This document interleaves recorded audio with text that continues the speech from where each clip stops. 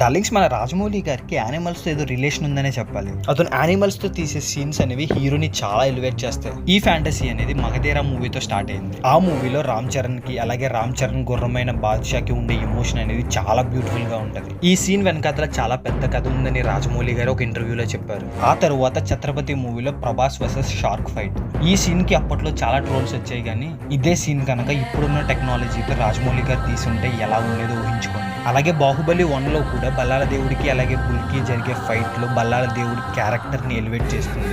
అలాగే అతను ఎంత బలవంతుడో చూపిస్తుంది. బాహుబలి పార్ట్ 2లో అమరేంద్ర బాహుబలి ఇంట్రడక్షన్ సీన్ కూడా ఏనుగుతో ఎలివేషన్ ఇప్పించి మరీ తీయించాడు మన దర్శక ధీరుడు. ఇవన్నీ ఒక ఎత్తు అయితే, మన దర్శక ధీరుడు ఈగతో తీసాడు భయ్య సినిమా. తెల్లోళ్ళంతా పిచ్చోళ్ళు అయిపోయారు అంతే. మీలో ఎంతమంది తెలుసు బాహుబలి పార్ట్ 1లో శివుడు కొండెక్కిన తర్వాత ఒక మదపు ఏనుగుతో ఫైట్ చేశాడని? అవును, ఈ సీన్ ని లెంత్ ఇష్యూస్ వల్ల డిలీట్ చేశారు.